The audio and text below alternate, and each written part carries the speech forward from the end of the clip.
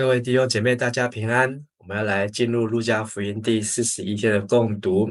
今天是礼拜四，在受难周的当中是洗脚日、圣餐日。在圣经记载的关于耶稣和门徒共进最后晚餐，在楼房向门徒说话，在客西马尼园里祈祷，还有耶稣被卖、被逮捕，这都是我们在过去2天所看到的经文。但是我们要知道，这个礼拜四的计算方法和犹太人计算方法还是不一样啊，因为犹太人是用太阳下山当做一天的开始，我们今天是用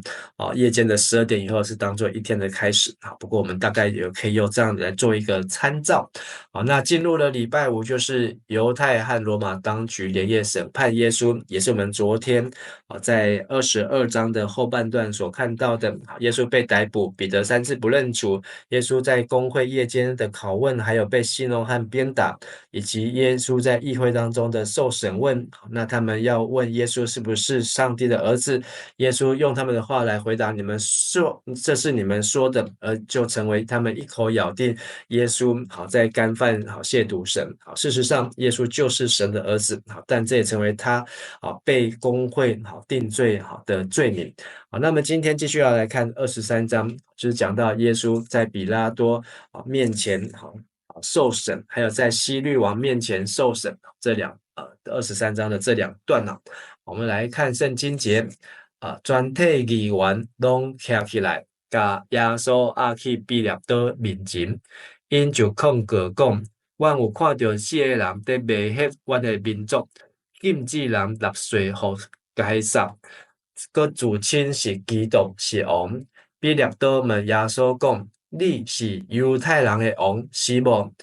耶稣应讲：这是你讲的。比拉多就对遐个祭司长甲群众讲：我查袂出这个人有甚物罪，毋过因坚持讲，伊对加利利到遮，伊伫犹太专对教士人煽动民众。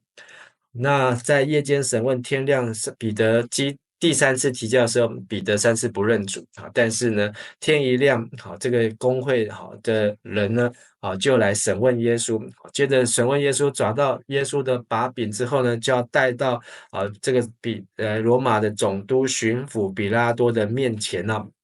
所以这些众人就来到比拉多的这个衙门前，那开始控告他。什么罪名呢？第一个，煽动我们的同胞，然后反对向纳税的给凯撒皇帝那这个事件我们在前面有看到。耶稣呢在路加福音的第20章的时候，那他们就要抓耶稣的把柄交给总督，就是比拉多但是耶稣说凯撒的归凯撒，上帝的归上帝他们找不到把柄，但是现在他们还是硬要套个罪名。然后呢，第二个呢又煽动我们同胞自称是基督就是受膏者是王。什么王呢？比拉多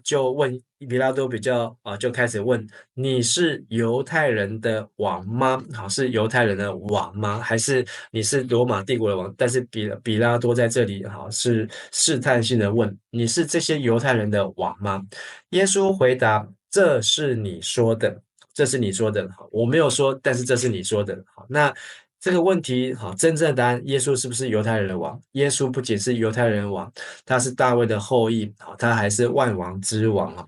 但是呢，耶稣是用王的身份，骑着驴驹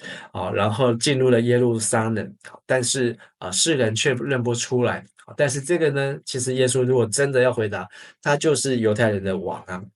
但是比拉多的回答呢，却不像之前上一章的前面才发生的这些公会就用你这样的话就一口来咬定你。反而比拉多的做法什么呢？比拉多就向祭司长和群众说，我查不出这个人有什么罪状。所以可见比拉多对耶稣也没有什么仇恨，对他也没有什么偏见。既然你都没有这样说，你用我的话来说，那比拉多也不认为这个就会成为他应该被定罪的原因但是呢，他们却越发坚持说他就是耶稣，借着传教在犹太全地煽动民众，从加利利开始，现在到这里来了。所以他们还告个不停呢、说这个是一个危险分子，如果现在不办他，不处理他，他一路从这个北边的加利利，然后一直经过了犹太地，一直到了耶路撒冷，都引起了暴乱和暴动，他煽动意思就是挑唆或是摇晃百姓，所以这个人不能不注意啊。那我们继续看第6节，比列多节听到就问看，这人是加利利人啊，不是？伊一个知耶稣受希律王的管辖，就甲伊送去希律遐。迄时希律本人嘛伫耶路撒冷，希律看到耶稣非常欢喜，因为伊捌听到耶稣的代志，一直爱要见伊，佮毋望会当看到伊行新约。伊问耶稣真侪代志，耶稣拢无应伊。这时长甲经学教师徛起来，极力甲伊控告。希律甲伊的兵嘛，甲伊侮辱戏人，然后佮甲伊穿一领真水的长袍，才甲伊转送转去互比列多。希律甲比列多本来有冤仇，伫迄一日煞变做朋友。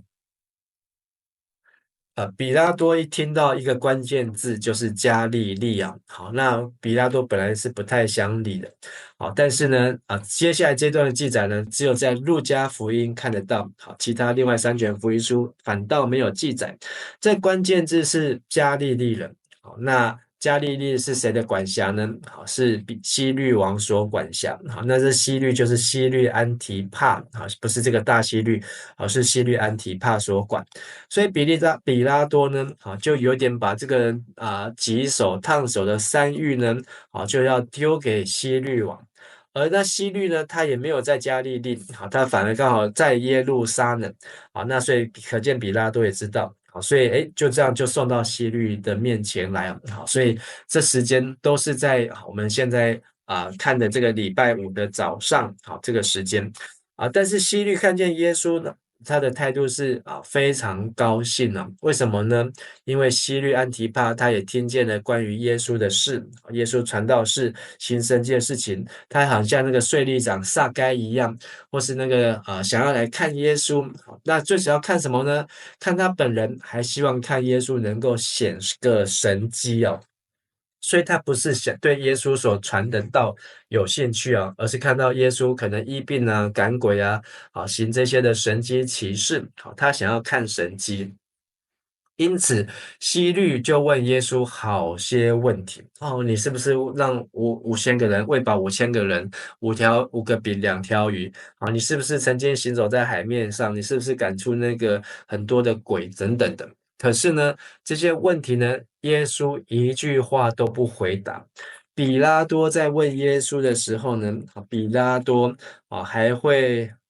说这是你说的。那但是呢，在希律王面前呢，他反倒是一句话都不回答。反倒是旁边的祭司长、还有文士、还有经学教师，上前在希律旁边加油添醋他不让我们纳税给凯撒，自称是犹太人的王，然后煽动人民，就是要引发叛乱等等等，不断的控告，而希律呢，他也就顺着这些人的意思，让希律和他的兵士，就是和他的士兵，就来戏弄耶稣、侮辱耶稣，和前面公会的这些看守耶稣的人，做一类同样的事情，甚至给耶稣披上一件华丽的长袍，那就是在嘲笑他，好像是一个王，那好像把他当作是一个娱乐一样，再把他送回去比拉多那里去啊。那所以可见呢，希律也不太想要办他，又把这个烫手的山芋呢，又推回去给比拉多。但是呢，路加反倒记了一句话，就在这一天，希律和比拉多成了朋友，因为这以前在耶稣来被审问这一天的以前呢，2个人是冤家。原来这个比拉多和希律呢，他们的互相可能因为政治上或是他们在官场上有不同的立场，有不同的这个利益这个纠结啊，所以他们本来就不太想理对方，但是呢，却因为耶稣的这样的表现和动作呢，诶，让他们居然有了互动，还甚至在那天他们之后呢，可能有更多的联络甚至还成了朋友，这真是让人很啼笑皆非的事情呢。好，那今天23章呢，让我们看到公会他们虽然抓到了耶稣的把柄，好说他说他是基督，是神的儿子，但是公会没有权柄、权力，好能够来处死人，所以他们呢必须要透过政治力，那这个罪名呢，就是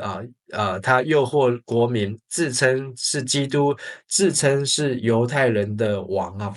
但是比拉多呢，不太想理，又丢给希律。希律呢，他只想要看神迹，他却不 care 耶稣到底是谁，不 care 他的身份，以至于呢，轻轻呼呼、草草率率的，又把耶稣给退回去给希律啊。但是让我们看到这两个成为朋友其实这两个人他们的灵命也是同样对于神呃是一个罪人是不认识神也不认识神的儿子。好，我们今天分享到这边，让我们一起来祷告。阿爸父神在受难周的期间我们看见主耶稣接受比拉多的审问，又接受了希律王的审问但耶稣他曾经教导门徒们，在地上的灾难或是在被交给审判官被交给这一些交给遇到这些君王统治者面前不要不要担心，不要害怕要立定心意，不要预先考虑怎样申辩，因为神要赐口才和智慧，是敌人敌不住、驳不倒的。而耶稣他正为自己预备走这条十字架的道路，为了要使我们能够脱离罪。我们也看见耶稣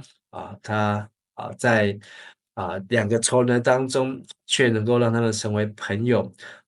也让我们提醒我们，我们应该要与神为友，要让耶稣成为我们最好的朋友求上帝帮助我们懂得分辨是非懂得能够认清神的